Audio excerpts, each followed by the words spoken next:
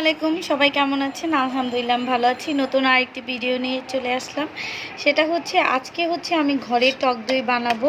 তো আমি টক দই বানানোর জন্য এখানে 1.5 কেজি দুধ নিয়েছি, আর আধা কেজির একটা টক দই বাজার থেকে কিনে নিয়ে এসেছি। আমি সেই টক দইয়ের বীজটা দিয়ে আমি 1.5 কেজি পরিমাণের দুধের টক দই বানাবো।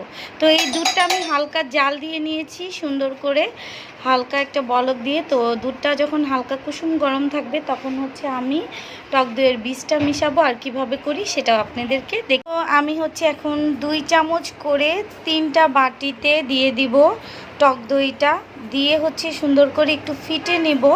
তারপরে আমি দুধটা ঢেলে দিব। তো সম্পূর্ণটাই আমি আপনাদের দেখো। তো আমি টক দইটা সুন্দর করে বাটিতে নিয়ে এভাবে ফিটে নিয়েছি যাতে কোনো লাম্পস না থাকে। তো এই তো আমি 3টা বাটিতে নিয়ে নিয়েছি। এখন আমি দুধটা সুন্দর করে ঢেলে দিব, হালকা কুসুম গরম। তো এই তো এখন আমি ঢেলে দিচ্ছি। বিসমিল্লাহ।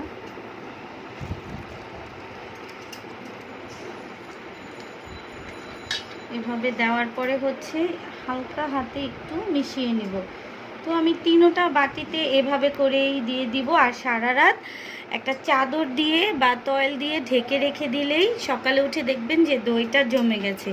তখন আপনারা এটা ফ্রিজে রেখে তারপর আপনারা সংগ্রহ করে খেতে পারবেন। তো আমি কেমন হলো ওইটাও আপনাদেরকে দেখিয়ে দিব। তো সারা রাত রেখে দিয়েছিলাম, এখন সকালে উঠে চেক করে নিচ্ছি। দেখেন দইটা পুরা সুন্দরভাবে হয়ে গেছে। তো এই যে আমার এখানে 4টা বাটি রেডি। আমি এরকম একটা চাদর দিয়ে সুন্দর করে ঢেকে রেখে দিয়েছিলাম সারা রাতের জন্য। তো এখন আমি দইগুলা সুন্দর করে ফ্রিজে রেখে দিব। তো এরকম করে আপনারা চাইলে বাসায় টক দই বানিয়ে নিতে পারেন খুব সহজেই, আর মানে আমাদের খরচাটাও কম পড়ে। তো কার কাছে কেমন লাগলো অবশ্যই জানাবেন। আমার কাছে ভালো লাগে, আমি এভাবেই দইটা সবসময় বানিয়ে খাই।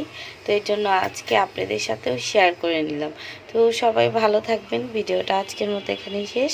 আসসালামু আলাইকুম।